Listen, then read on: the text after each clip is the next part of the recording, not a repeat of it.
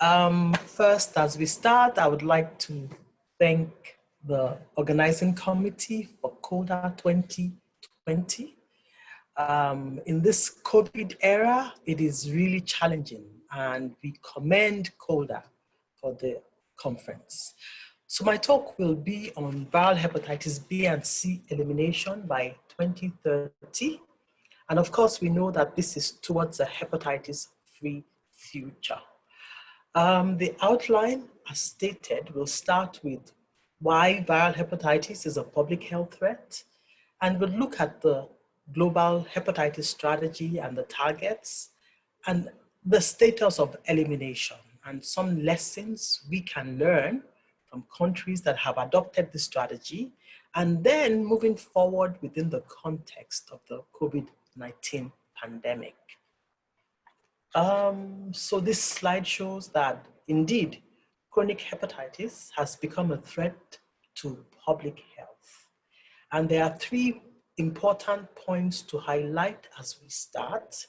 And one is the significant global burden of viral hepatitis, affecting over 320 million people. And you would see the status of hepatitis B afflicting more than 250 million people, with a predominance in the Western Pacific and Africa region. And then we can look at the status of hepatitis C afflicting 71 million people. Together, the two infections exceed the HIV epidemic by more than 10 times. The second important point is the rising death rates from liver cancer and cirrhosis. And in the table below, in yellow, we can see the death rate from viral hepatitis, and 1.34 million hepatitis deaths were estimated in 2015. And projections suggest that if nothing is done, by the time we reach 2040, the death rate from viral hepatitis will exceed the combination of HIV, TB, and malaria deaths. Importantly, innovations in diagnostic tools, innovations in treatment for hepatitis B and cure for hepatitis C have transformed the landscape of viral hepatitis, making elimination a reality. Now, in response to this threat, the World Health Assembly has endorsed the Global Health Sector Strategy for elimination of viral hepatitis by 2030. And this is particularly important if we look at the vision of a world where hepatitis transmission is stopped and everyone, leaving no one behind, has access to safe and effective treatment and care. I know that the next speaker will actually speak to the issue of access that is a limiting concern for viral hepatitis. Now, the global strategy has 5 strategic directions and priorities. And importantly, it has set out ambitious impact targets in line with the Sustainable Development Goal. And of course, we know that health and sustainable development are intricately linked together. Now, the framework established is similar to what we see with other common infectious diseases, and it's based on a public health approach. And I would like to repeat that. This public health approach has not been previously used in viral hepatitis, but it's been used in some of these global health concerns like TB and HIV, where we have decentralization and affordable, available care. Another important framework is universal health coverage, where everyone has access to care without financial hardship. And if we look at this graph, the impact targets for hepatitis eliminations are, number one, to reduce incidence by 90%. This means that of 10 million infections in 2015, the target is to reach less than 1 million by 2030. In terms of mortality as well, 1.3 million deaths in 2015 to reach less than 500,000 deaths by 2030. So we're looking at elimination as a public health threat. So if you look at the 5 service coverage targets, 4 of them are on prevention indicators, and 1 is majorly on hepatitis B and C testing and treatment. The table shows baseline at 2015. It shows 2020 targets and what is anticipated by 2030. Now, WHO has produced guidance for hepatitis in different contexts, and all of this is available to support the hepatitis elimination, ranging from hepatitis B guidelines and C guidelines, and even reporting and surveillance. In July 2020, during World Hepatitis Day, the latest guidelines for using antiviral medicines in the context of preventing mother-to-child transmission of hepatitis B was released. And of course, guidelines and guidance is still work in progress. WHO is working also on looking at certification and validation of viral hepatitis elimination. And this is particularly important as remember that this week, the Africa region has celebrated polio eradication. This has been certified, and such certification of public health priorities are really ongoing for various diseases. In terms of the progress reports, we would look at the state of elimination globally, and this will be done in this presentation using this traffic light system reporting, where the green shows where we are on track and the red shows areas where little or no progress has been made. The yellow color will range in between incomplete and minor actions or incomplete major actions. So the first thing we look at is the national strategic planning. Of course, we know that without a plan, it becomes difficult to plan a response strategy. But some action has been taken in developing national strategic plans for viral hepatitis that is aligned with the global strategy. And as of February 2019, 124 countries had national plans. Many of them are in the draft stage and very few are funded. On the right are examples of plans from various countries, including Australia, Ethiopia, and Nigeria. So the question is, where are we now with some of the core interventions for viral hepatitis prevention? Now this slide shows the 4 prevention interventions, and you would see that on track are things related to injection safety in healthcare. The hepatitis B childhood vaccination is on track. However, timely birth dose is incomplete, and in harm reduction, little progress has been made to date. This slide looks at the hepatitis B surface antigen prevalence post-vaccination. Another achievement in the past month is the identification of the achievement of reaching the 2020 target of a hepatitis B surface antigen prevalence less than 1% globally. This is a major achievement. But you would see that the achievement is uneven, and low-income countries and some middle-income countries have prevalence still above 2% in children under 2 years old.